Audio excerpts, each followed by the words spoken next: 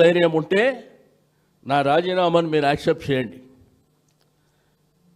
కంటోన్మెంట్లో ఆ ప్రాంతంలోనే నేను ఉంటా. అక్కడ ఏమి డెవలప్మెంట్ జరిగింది, మీరు మోసపూరితమైనటువంటి హామీలు ఇచ్చి ఈరోజు అధికారంలోకి వచ్చిన తర్వాత ముఖ్యమంత్రి గారే మరి ఆ విధమైనటువంటి భాష మాట్లాడితే ప్రజలు చీదరించుకునేటువంటి పరిస్థితి వస్తుంది. అజారుద్దీన్ గారిని మంత్రి పదవి నిన్న ప్రమాణ స్వీకారం చేశారు. మా బీఆర్ఎస్ పార్టీ డిమాండ్ 23 మాసాల నుంచి మైనారిటీలకు మంత్రి పదవి లేదు ఇవ్వాలని చెప్పే కదా మా డిమాండ్. ఆయనకి ఇస్తానంట, మాకు అసూయనంట. ఆయన భారత క్రికెటర్ అంట, ఆయన వస్తే మాకు అసూయ వస్తుందంట. మా డిమాండ్తోనే కదా మీరు ఇచ్చింది. రెండోది, నీకు అంత వాళ్ళ మీద ఈ జుబ్లీహిల్స్ ఓడిపోతున్నాం అనేటువంటి భయం లేకపోతే మన అజారుద్దీన్కు మీరు కొత్తగా అప్పుడు మీ ప్రభుత్వం వచ్చినప్పుడు ఎందుకు ఇవ్వలే? మీకు అంత వాళ్ళ మీద మమకారం ఉండి మైనారిటీలను ఏదో చేయాలనేటువంటి సంకల్పం ఉంటే ఆ రోజు ఎందుకు చేయలే? 2 సంవత్సరాలు దగ్గర వస్తుంటే ఆ జుబ్లీహిల్స్ బై ఎలక్షన్ ఉందని చెప్పి ఈరోజు మైనారిటీలు దూరం అవుతుండ్రని చెప్పి మరి మీరు మోసం చేసేటువంటి కార్యక్రమం కాకపోతే ఏందని చెప్పి నేను అడుగుతా ఉన్నా. ఈరోజు హైదరాబాద్ సిటీలో ప్రతి నియోజకవర్గంలో డబుల్ బెడ్రూమ్ ఇల్లు మేము కట్టినాం. మీరు కట్టినరా చూపిస్తారా?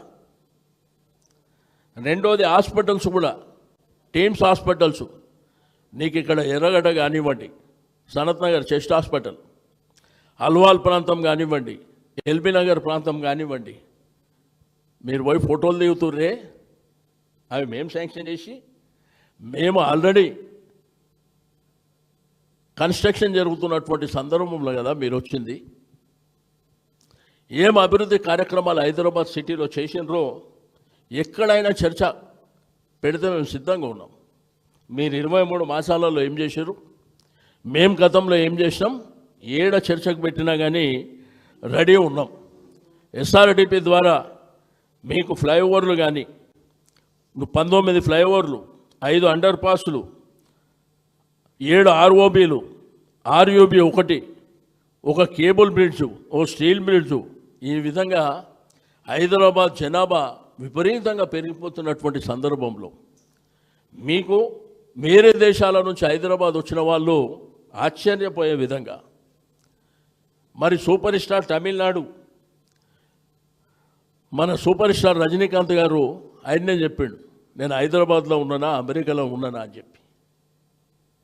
అంటే ఈ డెవలప్మెంట్ ఏం కనిపిస్తలేదు. ఆయనంట వర్షం పడుతానంట అమీర్పేటకు 10 నిమిషాలు పోయిందంట. నువ్వు 10 నిమిషాలు పోయినాక పోయి 4 నెలలు అయింది కదా, ఏం చేసినావు చెప్పగలుగుతావు ఆడ? రెండోది, ఎన్టీ రామారావు గారి స్టాచ్యూ. ఎన్టీ రామారావు గారి వీర అభిమానే కదా మాగంటి గోపీనాథ్. ఎన్టీ రామారావు గారితో తిరిగింది మాగంటి గోపీనాథ్ గారు కదా. ఎన్టీ రామారావు గారితో తిరిగింది మాగంటి గోపీనాథ్ గారు. అంటే వాళ్ళ ఓట్లు కూడా లబ్ధి పొందాలనేటువంటి ఉద్దేశంతో నిన్న డ్రామాలు నడిపిస్తుంటే దయ్యాలు వేదాలు వల్లించినట్టుంది. మాట్లాడితే ఏం చెప్తుండు, సన్నబియ్యం, రేషన్ కార్డులు, ఫ్రీ బస్. మరి మిగిలిన హామీలు ఎక్కడ పోయినాయి? మహిళలకు ఇస్తాన్న 2500 ఏమైనా? మరి అదేవిధంగా షాదీ ముబారక్, కళ్యాణ లక్ష్మి బంగారం ఏమైంది? ఇందిరమ్మ ఇండ్లు కడతామని చెప్పారు. మరి అవి మాట్లాడు. నీకు దమ్ము ధైర్యం ఇవాళ ఉన్నది కదా రోడ్ షో, ఇవి కూడా మాట్లాడు దమ్ముంటే. మీరు ఏ కార్యక్రమాలు చేయకుండా, రెండోదంట జుబ్లీహిల్స్ అంట దగ్గర 100 కోట్ల రూపాయలతో అభివృద్ధి అంట. మరి గ్రేటర్ హైదరాబాద్ 24 నియోజకవర్గాలు ఉన్నాయి. 23 నెలల నుంచి అంటే జుబ్లీహిల్స్ ఒకటే మీద, మిగిలిన కాన్స్టిట్యున్సీలు హైదరాబాద్ తెలంగాణ రాష్ట్రానికి కావా? తెలంగాణ రాష్ట్రానికి ముఖ్యమంత్రి కాదా మీరు? మరి మా నియోజకవర్గాలలో ఏం డెవలప్మెంట్ చేసినో చూపించగలుగుతారా మీరు వచ్చి?